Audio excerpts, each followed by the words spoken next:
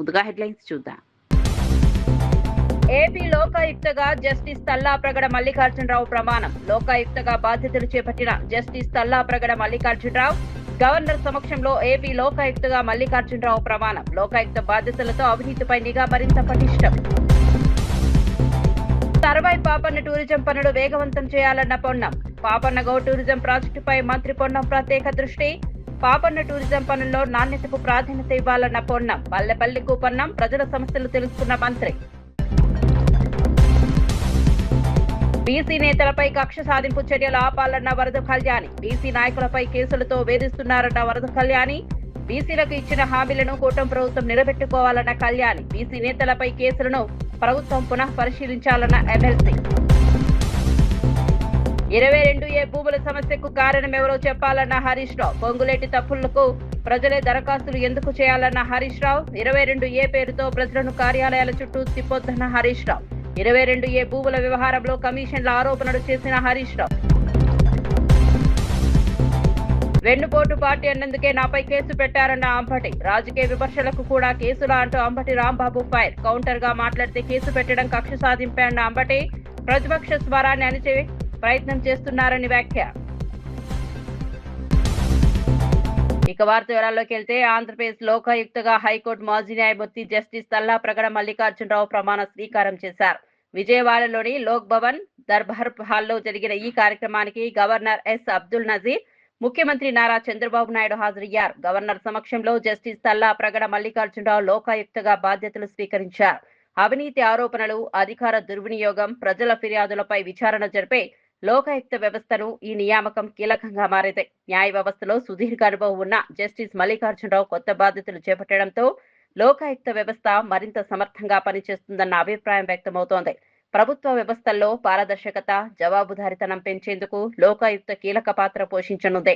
ప్రజల నుంచి వచ్చే ఫిర్యాదులను పరిశీలించి నిబంధనల ప్రకారం విచారణ చేపట్టడం ద్వారా పాలనలో అవినీతి, అక్రమాలను అరికట్టే అవకాశం ఉంది.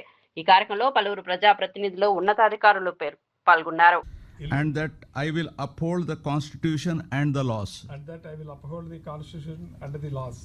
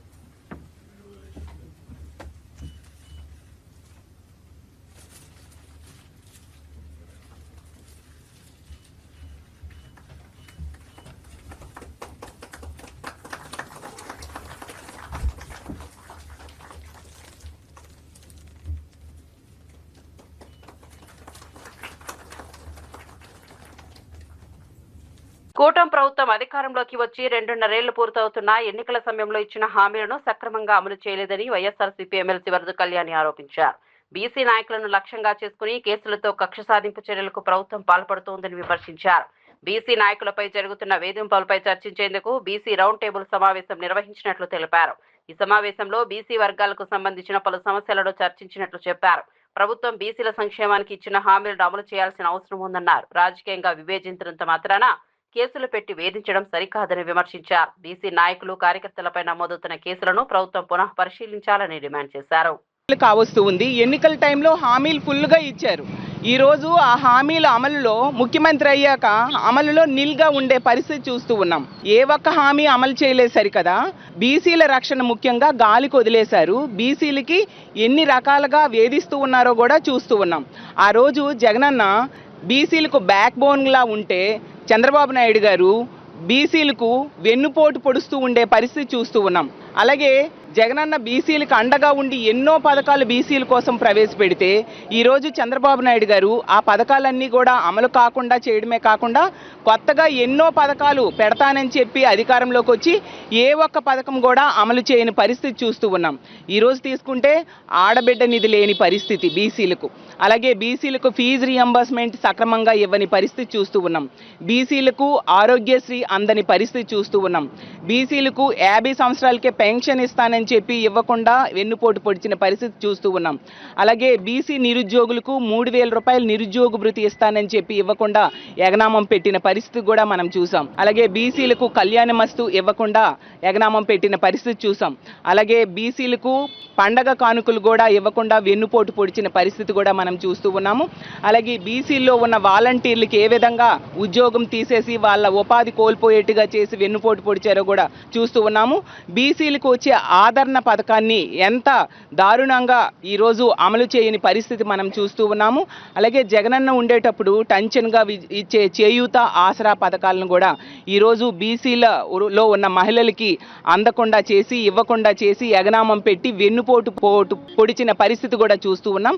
అలాగే బీసీల్లో ఉన్న మహిళలకి 0 వడ్డీ పథకాన్ని కూడా ఎగనామం పెట్టి ఏ విధంగా వెన్నుపోటు పొడిచారో మన అందరము చూస్తూ ఉన్నాము. ఈ విధంగా అన్ని రకాలుగా బీసీ వర్గాల ప్రజలకి మోసం చేశారు, వెన్నుపోటు పొడిచారు. వీటన్నిటి మీద చర్చించుకుంటూ ఉన్నాం. అలాగే బీసీ నాయకులు మా పార్టీలో చాలామంది ఉన్నారు. వాళ్ళందరూ కూడా బీసీల తరపున గొంతెత్తి పోరాటం చేస్తూ ఉన్నారు, ప్రభుత్వాన్ని ప్రశ్నిస్తూ ఉన్నారు. అలాంటి వాళ్ళ గొంతు నొక్కడం కోసం వాళ్ళ మీద అక్రమ కేసులు పెట్టి ఈరోజు జైలుకు పంపుతూ ఉండే పరిస్థితి నిన్ననే చూసాం. మాజీ మంత్రివర్యులు ఆర్సీగా కూడా రీజనల్ కోఆర్డినేటర్గా కూడా పనిచేస్తున్న కారుమూరి నాగేశ్వరరావు గారిని ఎంత దారుణంగా అక్రమ కేసులు పెట్టి అరెస్ట్ చేశారు. మనం తీసుకుంటే కారుమూరి నాగేశ్వరరావు గారు మా పార్టీలో ఉన్న ఒక బలమైన బీసీ నేత. బీసీల తాలూకా గలం వినిపిస్తూ ఉన్నారు. బీసీలకు చేసిన అన్యాయం మీద ప్రభుత్వాన్ని ప్రశ్నిస్తూ ఉన్నారు. అలాంటి వ్యక్తిని ఒక అక్రమ కేసు, మద్యం స్కామ్ అని చెప్తూ అక్రమ కేసు పెట్టి నిన్న అరెస్ట్ చేసిన పరిస్థితి. అసలు వాళ్ళ కుమారుడైన కారుమూరి సునీల్ గారు మా పార్లమెంట్ ఇన్ఛార్జ్, అతన్ని కూడా మొన్న కొద్ది రోజుల క్రితం అరెస్ట్ చేసిన పరిస్థితి, అక్రమ కేసులో అరెస్ట్ చేసిన పరిస్థితి. నిజంగా ఈ మద్యం విషయం తీసుకుంటే నిజమైన స్కామ్ అనేది జరుగుతూ ఉంది. ఈ చంద్రబాబు నాయుడు గారు ఈ కూటమి. కరీంనగర్ జిల్లా సైదాపూర్ మండలం సర్వాయిపేటలో అభివృద్ధి చేస్తున్న సర్దార్ సర్వాయి పాపన్నగౌ టూరిజం ప్రాజెక్టు పనులను రాష్ట్ర రవాణా బీసీ సంక్షేమ శాఖ మంత్రి పొన్నం ప్రభాకర్ పరిశీలించారు. పనులను వేగవంతం చేయాలని అధికారులను ఆదేశించారు. పల్లె పల్లెకు పొన్నం అన్న కార్యక్రమంలో భాగంగా మంత్రి పలు గ్రామాల్లో పర్యటించారు. ఈ సందర్భంగా గ్రామంలోని అంబేద్కర్ విగ్రహాన్ని ఆవిష్కరించారు. అనంతరం పేర్కపల్లి, గొల్లగూడెం, ఆకునూరు, వెంకటేశ్వరపల్లి, గణపూర్ గ్రామాల్లో ప్రజలను కలుసుకున్నారు. ప్రజల సమస్యలను నేరుగా తెలుసుకుని వాటి పరిష్కారానికి అధికారులతో మాట్లాడారు. ప్రజాపాలనను ప్రజల వద్దకి తీసుకెళ్లాలనే ఉద్దేశంతో ప్రభుత్వం పల్లె పల్లెకు కార్యక్రమాన్ని నిర్వహిస్తోందని మంత్రి తెలిపారు. గ్రామీణ ప్రాంతాల్లో మౌలిక సదుపాయాలు, సంక్షేమ పథకాలు, అభివృద్ధి పనులపై ప్రజలకు అవగాహన కల్పించడంతో పాటు వారి సమస్యలను నేరుగా తెలుసుకుంటామని చెప్పారు. సర్వాయి పాపన్నగౌ టూరిజం ప్రాజెక్టు ప్రాంతీయ అభివృద్ధికి ఉపయోగపడేలా తీర్చిదిద్దాలని అధికారులకు సూచించారు. నా కాగిత రూపాయలు అందరు ఇవ్వండి, అధికారులు కూడా చెప్తారు. అధికారులు కూడా దయచేసి మీ అందరు కూడా కొన్ని వివరిస్తారు, వినండి. ఇలా మీ పెరకపల్లి గ్రామ చిరకాల వాంఛైనటువంటి అనేక పనులు మీ గ్రామాలు సంతృప్తిగా ఉండే విధంగా చేయడం జరిగింది. ఈ గ్రామానికి చాలా కాలంగా మీ ఆకాంక్ష ఉండే, చాలా కాలంగా పెద్దల నుంచి అడుగుతా ఉన్నారు, అవి కాలే. కానీ ఇలా ప్రారంభోత్సవం అంటే పనులు పూర్తి చేసుకొని ఉపయోగించుకునే దశలు వచ్చినాయి. కాబట్టి మీ అందరికీ మరొకసారి శుభాకాంక్షలు తెలియజేస్తూ, ముందుగా మనకున్న ప్రస్తుత పరిస్థితుల్లో చాలా వర్షాలకు సంబంధించిన ఇబ్బంది ఉన్నప్పుడు ఏ విధంగా వాటిని మార్పు చేసుకొని మనం ఏ విధంగా ముందుకు పోవాలి, ఎటువంటి వ్యవసాయం చేసుకోవాలి, ఏం వేసుకుంటే మనకు భవిష్యత్తులో ఇబ్బంది లేకుండా ఉంటాం అనేటువంటి అంశాల మీద మరి ఏపీఓ గారు ఈ యొక్క నీటికి సంబంధించిన అంశం మీద చెప్పాల్సిందిగా కోరుతా ఉన్నా. రాణి గారు.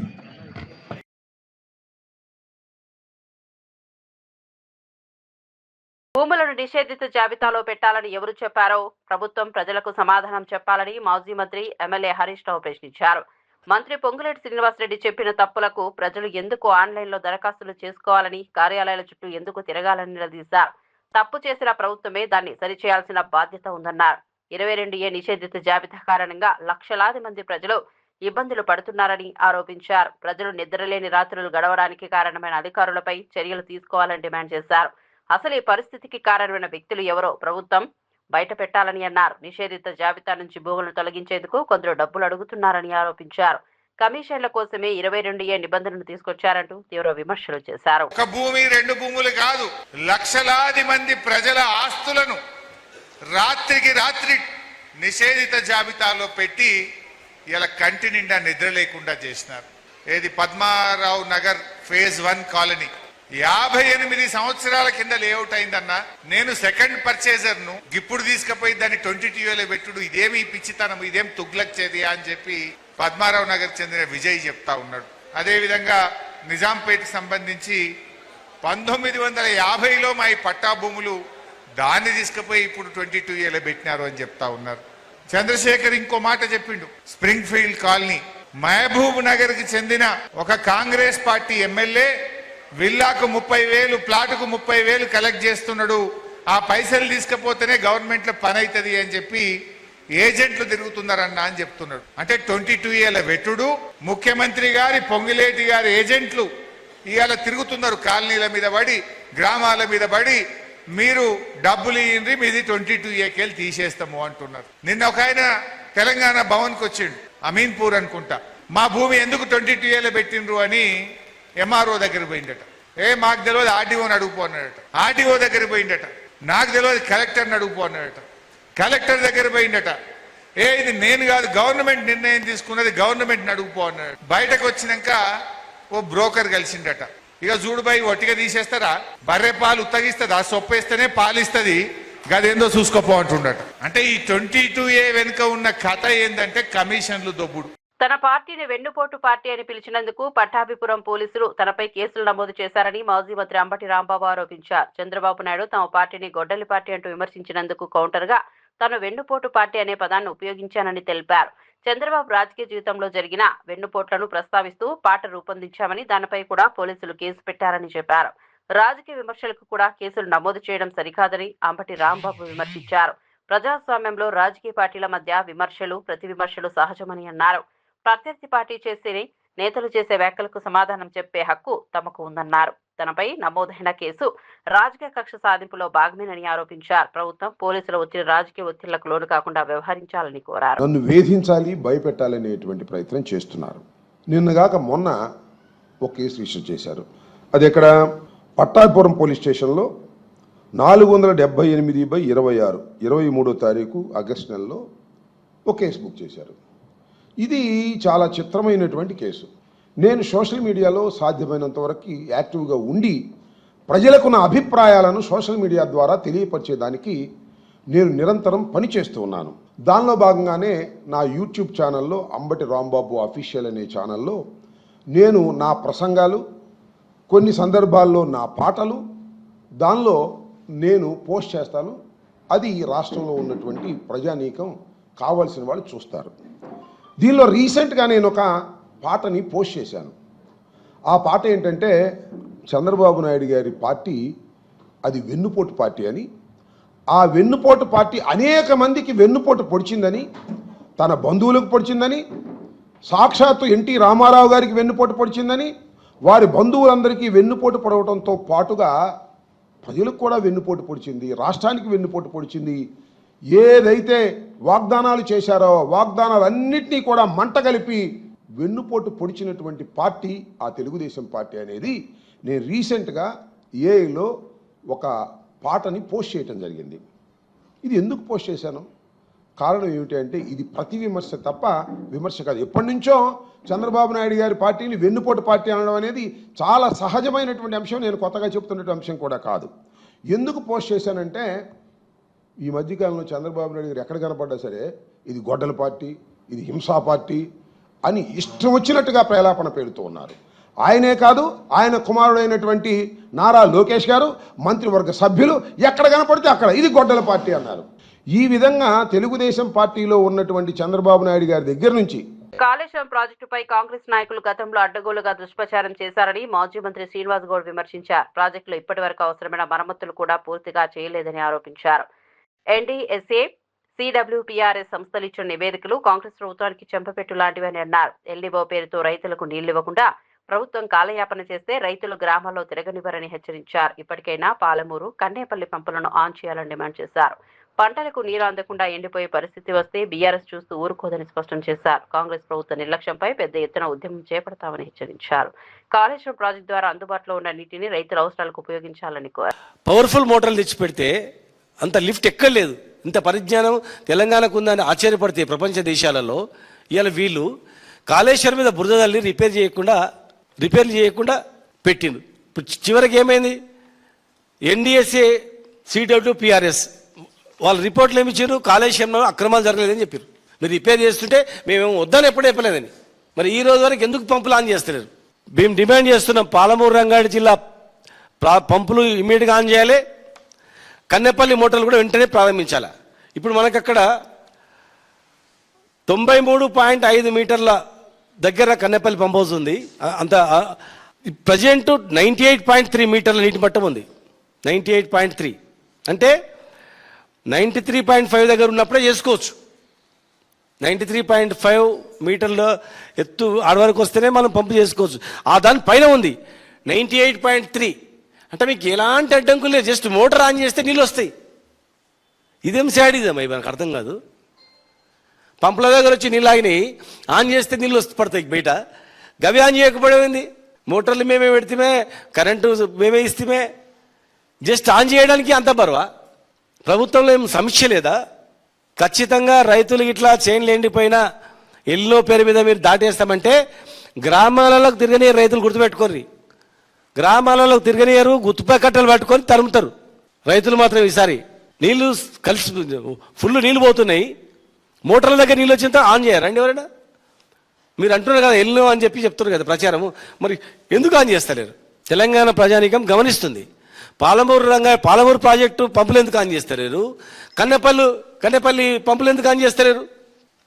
మేడిగడ్డ బ్యారేజ్తో సంబంధం లేకుండా అవి ఆన్ చేయొచ్చు. అవి మోటార్లు ఆన్ చేసి మనం కన్నెపల్లి నుంచి అన్నారం బ్యారేజ్కి మనం నీళ్ళు ఎత్తిపోసుకోవచ్చు. క్లియర్గా ఉంది, క్లారిటీగా ఉంది. మరి ఇప్పటి వరకు కూడా అది లేదు. మేడిగడ్డ, సుందిల్లా, అన్నారం బ్యారేజీలు నాణ్యత పరంగా బాగున్నాయని పలు సంస్థల నివేదికలు ఇచ్చిన తర్వాత కూడా కాంగ్రెస్ ప్రభుత్వం నీటిని లిఫ్ట్ చేయడం లేదని మాజీ ఎమ్మెల్యే గండ్ర వెంకట రమణారెడ్డి ఆరోపించారు. 3 ఏళ్లుగా మేడిగడ్డ నుంచి నీటిని లిఫ్ట్ చేయకపోవడంపై సీఎం రేవంత్ రెడ్డి ప్రజలకు క్షమాపణ చెప్పాలని డిమాండ్ చేశారు. రేవంత్ రెడ్డిని ముఖ్యమంత్రిగా చేయడమే రైతుల పాలిట శాపంగా మారిందని తీవ్ర వ్యాఖ్యలు చేశారు. రైతుల సమస్యలను పట్టించుకోకుండా కాంగ్రెస్ నేతలు తమ రాజకీయ వ్యవహారాల్లో నిమగ్నమయ్యారని ఆరోపించారు. కమిషన్లు, దందాలో వాటాల కోసం నేతలు పరస్పర విమర్శలు చేసుకుంటున్నారని అన్నారు. నీళ్లు లేక రైతులు ఇబ్బందులు పడుతున్న సమయంలో నీటిని లిఫ్ట్ చేయాలన్న కనీస మానవత్వం ప్రభుత్వానికి లేదా అని ప్రశ్నించారు. మాజీ మంత్రి ఉత్తమ్ కుమార్ రెడ్డిని కూడా ఆయన ప్రశ్నించారు. రైతుల పంటలకు నీరు అందించేందుకు ప్రభుత్వం వెంటనే చర్యలు తీసుకోవాలని కోరారు. నుంచి ఆయన కాకముందుతోనే రాజకీయాల్లో వాడుకున్నాడు. 1,00,000 కోట్ల అవినీతి జరిగింది, ఈ ప్రాజెక్టు నిరుపయోగమైందని చెప్పి మాటలు మాట్లాడితే అదే సందర్భంలో 2 బ్లాక్స్ క్రాక్ చేయడం, ఇక దాన్ని మొత్తం కూడా కూలీశ్వరం అని చెప్పింది. మరి ఇప్పటికీ కేంద్ర ప్రభుత్వ సంస్థలు ఇద్దరు కూడా కలిసి నాటకం ఆడలేదు. ఇటు కేసీఆర్ గారిని ఇమేజ్ని డ్యామేజ్ చేయాలని, మరి తెలంగాణ రైతుల నోట్లో మట్టి కొట్టి తెలంగాణ రైతులను నిరాశపరిచి 3 సంవత్సరాలు దాన్ని రాజకీయం కొరకు వాడుకున్నారు. నిన్ననే మరి మొన్న 3-4 రోజుల క్రితమే రిపోర్ట్ కూడా ఇవ్వడం జరిగింది. సెంట్రల్ మరి సంబంధించినటువంటి పూణేలో ఉండేటువంటి సంస్థ మొత్తం కూడా దాని యొక్క కాంక్రీట్ యొక్క నమూనాలు సేకరించి అన్నారం, సుందిల్లా, మేడిగడ్డ, అన్నారం, సుందిల్లా ఇంటాక్ట్ ఉన్నాయి, దాంట్లో ఏం ప్రాబ్లం లేదు. మరి మేడిగడ్డలో 2 బ్లాక్స్ క్రాక్స్ ఇచ్చినాయని చెప్పి రిపోర్ట్ ఇచ్చింది. మరి ఇచ్చిన తర్వాత కూడా ఈ రాష్ట్రంలో మంత్రివర్గంలో చాలా సీనియర్ మంత్రులు ఉన్నారు. రేవంత్ రెడ్డి కంటే చాలా సీనియర్స్ ఉన్నారు. చెప్పాలంటే రేవంత్ రెడ్డి సబ్ జూనియర్, జూనియర్లో జూనియర్. యాక్సిడెంటల్గా ఆయనకు అదృష్టం కలిసి ముఖ్యమంత్రి అయ్యాడు.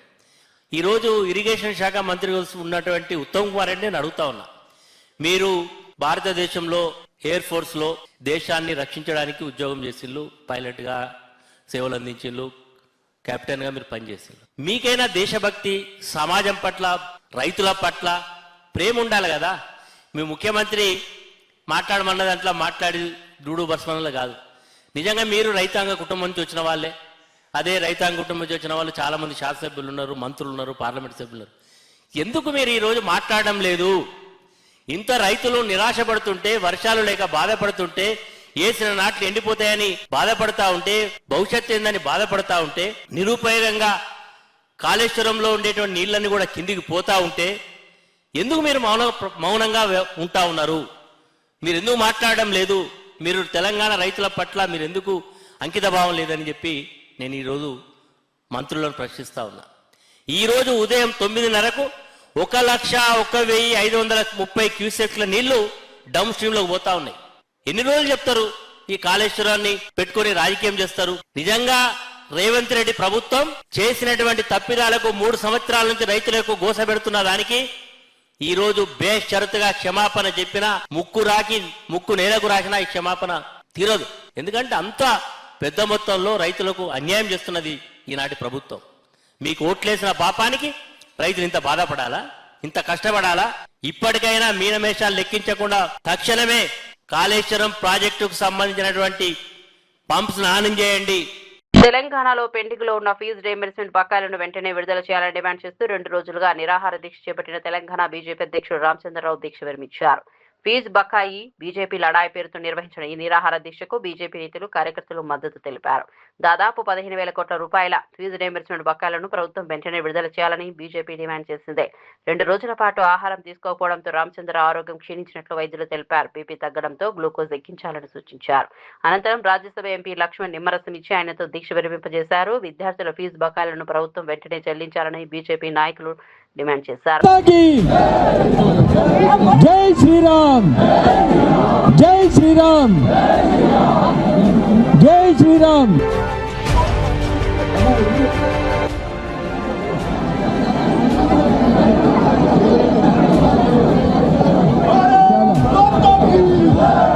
భారత్ మాతా కీ, భారత్ మాతా కీ.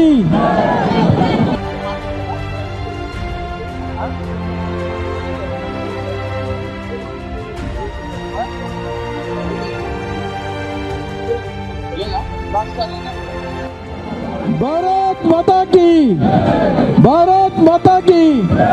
జై శ్రీరామ్, జై శ్రీరామ్.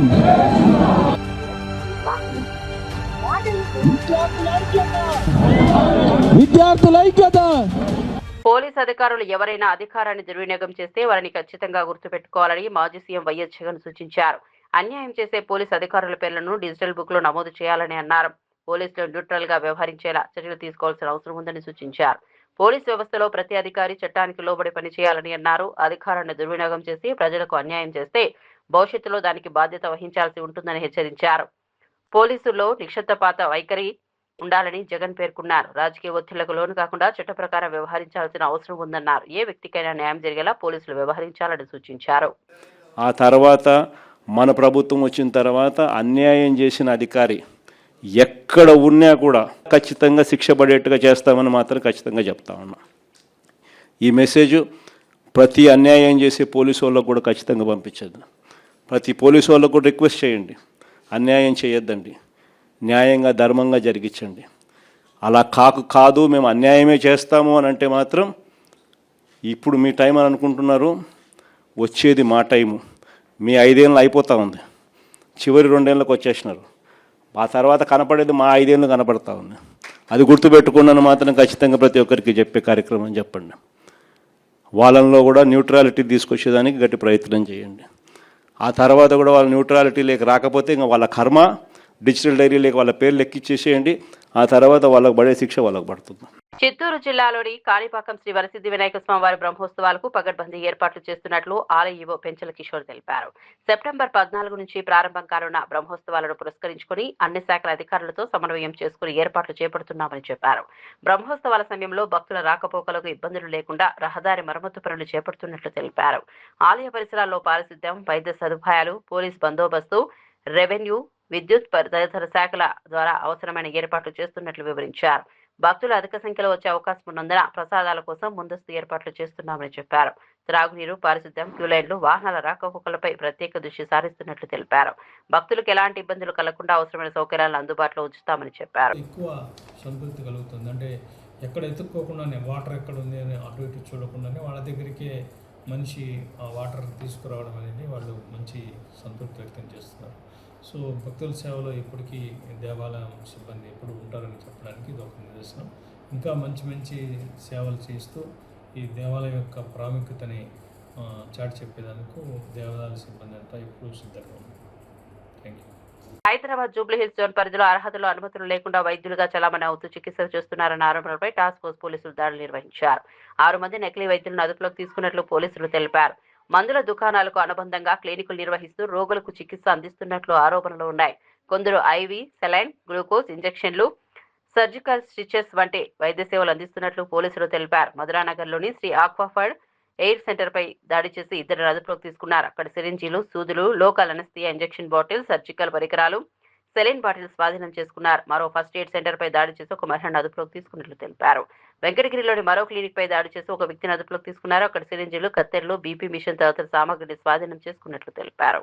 తర్వాత 2024 నుంచి లాస్ట్ 2 years నుంచి ఈ వేస్లే చర్చ్ చిల్కల్గూడ దగ్గరికి ఒకటి శ్రీరామ్ క్లినిక్ స్టార్ట్ చేశారు. సో వాళ్ళకు కూడా ఈరోజు మేము అప్రిహెండ్ చేశాము. తర్వాత నెక్స్ట్ కేస్ మన OECTPSలో రిజిస్టర్ చేశాము. దీంట్లో అక్యూజ్ చింతలూరి రమేష్, వాళ్ళ education background degree in BA ఉంది. తర్వాత వాడు 7 years కొన్ని హాస్పిటల్లో కంపౌండర్గా పనిచేశారు. అండ్ లాస్ట్ 3 years నుంచి ఇక్కడ సరోజిని పాలీక్లినిక్ OECT దగ్గరికి స్టార్ట్ చేశారు. సో వాళ్ళ దగ్గరికి కూడా మేము various injections, medicines and medical equipment seize చేశాము.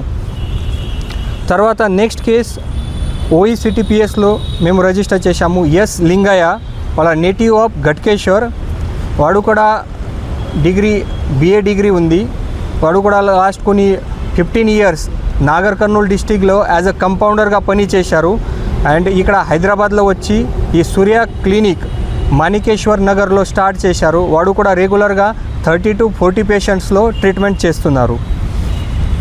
దీంట్లో ఒకటి రామ్ గోపాల్ పేట్ PSలో మేము ఒకటి కేసు బుక్ చేశాము. అది అక్యూజ్ అద్నాన్ సందాని. ఇది లోకల్ ఆఫ్ చిల్కల్గూడ ఏరియా. వాళ్ళ ఫాదర్ ప్రీవియస్గా అక్కడ స్కిన్ క్లినిక్ రన్ చేశారు. ఈ ఫాదర్ సర్టిఫికేట్ పైన ఇది కొడుకు ఈ అద్నాన్ సందాని అక్కడ ఒకటి స్కిన్ స్పెషలిస్ట్ అండ్ డర్మటాలజిస్ట్గా క్లినిక్ అక్కడ నడిపిస్తున్నారు. వాళ్ళు కొంచెం ఇంటికి కొన్ని పెట్రోలియం జెలీ, వేరే స్కిన్ ప్రోడక్ట్ కూడా ప్రిపేర్ చేస్తున్నారు. సో ఎలాంటి వాళ్ళ దగ్గరికి డాక్యుమెంటేషన్ లేదు, ఎలాంటి సర్టిఫికేట్ లేదు. తర్వాత కూడా వాళ్ళు యాజ్ అ డాక్టర్ ప్లస్ అది కొన్ని జెలీ, పెట్రోలియం జెలీ అన్నీ ఇంటికి ప్రిపేర్ చేస్తున్నారు. ఈ పెట్రోలియం జెలీ స్కిన్ కోసం వాళ్ళు పేషెంట్లో ఇస్తున్నారు. దీంట్లో mixture of calcium powder, zinc oxide and other heavy metals ఉన్నాయి. అదే కూడా చాలా డేంజర్స్ ఉంది. ఇది యూజ్ చేసిన తర్వాత స్కిన్ ప్రాబ్లం ఇంకా పెరుగుతుంది. అది ట్రీట్మెంట్ కాదు, ఇంకా పెరుగుతుంది. అది సీరియస్గా ఇష్యూ ఉంది అది. సో వాళ్ళకి కూడా ఈరోజు అప్రిహెండ్ చేశాము. తర్వాత దోమల్గూడలో కూడా ఒకటి M శ్రీనివాస్, వాడు కూడా ప్రీవియస్గా కంపౌండర్గా పనిచేశారు. ఇప్పుడే ఇది శ్రీరామ్ క్లినిక్ రన్ చేస్తున్నారు. సో టోటల్ సికింద్రాబాద్ ఏరియాలో మేము 6 డాక్టర్కి అప్రిహెండ్ చేశాము. సో ఈరోజు ఈ టోటల్ 12 members పైన కేసు రిజిస్టర్ చేసి వాళ్ళకి అరెస్ట్ చేస్తున్నాము. మన హైదరాబాద్ సిటీ పోలీస్ నుంచి, తర్వాత మన టాస్క్ ఫోర్స్ నుంచి జనరల్ పబ్లిక్లో ఆపి ఇది మీరు ట్రీట్మెంట్ టైంలో కొన్ని రిజిస్టర్డ్ ప్రాక్టీషనర్ దగ్గరికి పోవాలి, ప్రాపర్ డాక్టర్ దగ్గరికి పోవాలి. ఈ కొన్ని చిన్న గలీలో, మొహల్లలో ఇది ఫేక్ డాక్టర్ కొన్ని క్లినిక్ నడిపేసి అక్కడ కొంత తక్కువ ఛార్జ్ చేసి అది ఫాల్స్గా ట్రీట్మెంట్ ఇస్తున్నారు. మన తెలంగాణలో కూడా రీసెంట్గా చాలా కేసెస్ ఉన్నాయి. అది RMP డాక్టర్ వీళ్ళు ట్రీట్మెంట్ చేస్తే తప్పు ట్రీట్మెంట్ చేసి తర్వాత కొంతమంది చనిపోయారు. అది కూడా రీసెంట్ ఎగ్జాంపుల్స్ ఉన్నాయి. అది కూడా నేను మీ అందరికీ దృష్టిలో పెడతాము. రీసెంట్గా మన కార్వాన్ ఏరియాలో వడేరా బస్తీలో ఒక 30 years ఉమెన్ శ్రీలత, అది RMP డాక్టర్ దగ్గరికి ట్రీట్మెంట్లో పోయిన తర్వాత నార్మల్ ఫీవర్ ఉంది, బట్ అది ఆక్వా డోస్ ఇంజెక్షన్ ఇచ్చిన తర్వాత ఆమె చనిపోయారు. ఇది August 2026 రీసెంట్ కేసు ఉంది. తర్వాత ఖమ్మంలో కూడా ఈ నెల ఒక 16-year-old హేమశ్రీ ఆమె అది RMP డాక్టర్ మారుతి సంపత్ దగ్గరికి ట్రీట్మెంట్లో పోయారు. Normal cup and cold disease ఉంది. దీంట్లో వాళ్ళు ఒక హై డోస్ ఇంజెక్షన్ ఇచ్చిన తర్వాత ఇమీడియట్గా ఆమె కూడా చనిపోయారు. తర్వాత సేమ్ మన రాజన్న సిరిసిల్లలో కూడా ఒకటి 30-year ఏపీ లోకాయుక్త లోకాయుక్తగా జస్టిస్ తల్లాప్రగడ మల్లికార్జునరావు ప్రమాణం. లోకాయుక్తగా బాధ్యతలు చేపట్టిన జస్టిస్ తల్లాప్రగడ మల్లికార్జునరావు గవర్నర్ సమక్షంలో ఏపీ లోకాయుక్తగా మల్లికార్జునరావు ప్రమాణం. లోకాయుక్త బాధ్యతలతో అవినీతిపై నిఘా మరింత పటిష్టం. సర్వై పాపన్న టూరిజం పనులు వేగవంతం చేయాలన్న పొన్నం. పాపన్న గౌ టూరిజం ప్రాజెక్టుపై మంత్రి పొన్నం ప్రత్యేక దృష్టి. పాపన్న టూరిజం పనుల్లో నాణ్యతకు ప్రాధాన్యత ఇవ్వాలన్న పొన్నం. పల్లెపల్లికు పొన్నం ప్రజల సమస్యలు తెలుసుకున్న మంత్రి. బీసీ నేతలపై కక్ష సాధింపు చర్యలు ఆపాలన్న వరద కళ్యాణి. బీసీ నాయకులపై కేసులతో వేధిస్తున్నారన్న వరద కళ్యాణి. బీసీలకు ఇచ్చిన హామీలను కూటమి ప్రభుత్వం నిలబెట్టుకోవాలన్న కళ్యాణి. బీసీ నేతలపై కేసులను ప్రభుత్వం పునః పరిశీలించాలన్న ఎమ్మెల్సీ.